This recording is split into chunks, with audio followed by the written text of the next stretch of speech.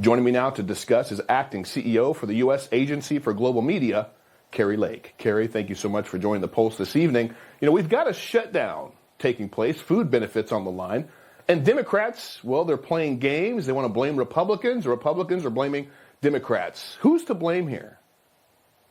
Isn't it interesting? They don't care that people are losing their food benefits, but they're fighting to make sure that illegal immigrants get health care benefits, insurance, basically taxpayer-funded insurance. It's like we're in crazy world right now. We're on planet crazy. It's really obvious if you look back at history what's going on here. I mean, the House Republicans voted for a clean CR, something the Democrats have voted for 13 other times. And now, because President Trump is in office and doing exactly what he promised the voters he was going to do, secure the border, make our streets safe, make sure that we're deporting people who came in illegally, make sure we're fighting for the American people, the Democrats pull back and say we will not vote for something we voted for 13 other times, which is to keep the government funded. I believe the American people know exactly what time it is. They know exactly what's going on. They really want to get beyond Democrat, Republican, and just get to who's going to put our country first, who's going to prioritize our economy, our safety, who's going to prioritize our border and peace around the globe. And we know who's doing that. His name is President Donald J. Trump.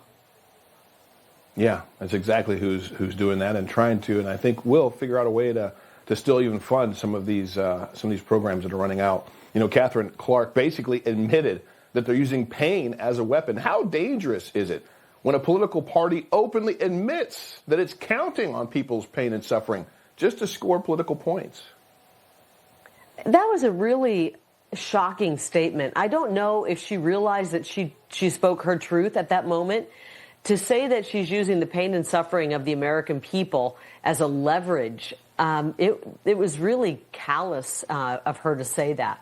But it shows kind of that they're trying to politicize this very moment when we should come together, pass a clean CR, something that's been passed over and over and over again, get the government back up and running, and pay the people who've been working. I think that's what they should do, and we'll see what happens. It's, you know, as the days go on, I think the American people start scratching their head, looking at the Democrats, going, "Why are you doing this?" Yeah, well, President Trump's numbers, his poll numbers, are continuing to go up. That didn't happen during the last shutdown in his first term, so I think that does prove that the American people are awake. And President Trump, and they were shut down that first term 35 days. The question is, are they going to push for more than 35 this time? What is the end goal? And remember, this clean CR that the Republicans voted on only gets us through to close to the end of November. So we're going to have another vote on something at the end of November. Yeah, it's pretty insane to see them holding our country and so many Americans' lives hostage and in peril right now. At least some good news for President Trump. He was just awarded the Architect of Peace honor by the Nixon Foundation. Barely a whisper from the mainstream media, though. Why do you think it's so hard for them to acknowledge a real accomplishment like this? So interesting. The mainstream media is in literal free fall right now. We're watching as they've abandoned covering the Pentagon, because if they can't cover it and force people at the Pentagon to break the law and leak BS stories to them, they don't want to cover it at all. They don't want to just cover what's happening at the Pentagon. They're also realizing that they're losing their grip when it's coming to their hit pieces on President Trump and his administration, because the American people like what the president is doing. I saw today they went after, they know they can't go after President Trump because it's falling on deaf ears. Now they're going after the vice president's wife. That's pretty despicable and very low. They're going after anything they can find to go after because their usual line of attacks aren't working anymore. So what we're seeing here is the collapse of the fake news, the mainstream news, and they're grasping at straws looking for something they can cover that might stick if they throw it against the wall. And frankly, I don't think anything's going to stick, because the people are absolutely 100% ready to have a strong economy, safe streets, a secure border, deporting people who are here illegally, safe and secure elections, what the president talked about today when he talked about getting rid of mail-in ballots. And they're ready to have peace around the globe, and that's what's being delivered right now. Yeah, it is exactly what is being delivered. And I think the people, they have President Trump's back. That's why we put him back in office. Let's talk about the ballroom for a minute. Now, the ballroom will host some state dinners, probably most of them, the summits, high-level diplomacy events and meetings. Wow, isn't this look how exactly beautiful the that kind is. of infrastructure that enhances? Look at that, how beautiful that is. It's going to be Gorgeous. absolutely gorgeous. It enhances our image, the White House, us as a country's image on the world stage. Yet critics just hate it because Trump's doing it. It's like they just don't care how beautiful it's going to look. The ladies on The View want to talk about and show the construction that's taking place and how it's being torn apart. And Governor Mussolini, I like to call him, is just saying, oh, President Trump is just destroying the White House. He's literally destroying the White House. Do you think the American people will appreciate this when it's finished?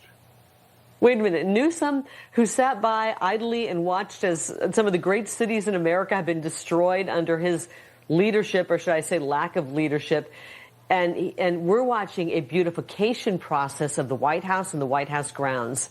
I've never seen it more beautiful. I have been to the White House on numerous occasions, different presidents. I've never seen it more beautiful. And that drawing that you showed of what this is going to look like, this is going to be the crown jewel of the entire White House compound. This ballroom is going to be the most beautiful thing in the entire White House. And we've seen what President Trump is doing to the Oval Office. Now I look back, and I'm sure you feel the same way, David. You see pictures of maybe when Bill Clinton was in the Oval Office, or even President Trump in his first term, old photographs, or Biden or the Autopen president when he was in the Oval Office. And you realize that it lacked a grandeur. And now we have that with what President Trump has done. You cannot criticize a man named Donald J. Trump when it comes to the aesthetics, when it comes to building, when it comes to par excellence in a vision for what is the upper crust of what we can expect. And I think we're seeing that right now. He's done a lot of improvements when it comes to the Rose Garden. You know, there's nothing worse than being in the Rose Garden after a rain and you're a lady there and your heels are sinking into the wet soil. And he built a patio for people to enjoy, for seats to be out there. I think what he's doing will go down as some of the greatest renovations and beautification ever of the White House or a federal property. The Democrats, the people criticizing him, know that, but they have to complain about everything. They have to make it look like everything he's doing is wrong because that's their MO. That's the only thing they've got. Yeah, it is. I just can't wait for it all to be complete. When it's finished and everybody, America and the world gets to see how beautiful it is. Again, that's what President Trump has done his entire life before president. Take buildings and make them more beautiful and historic and epic than ever. And it's something that everybody gets to enjoy. And he's doing the exact same thing with the White House. Kari Lake, God bless you, sis. Thank you so much for joining the poll. Thank you, David.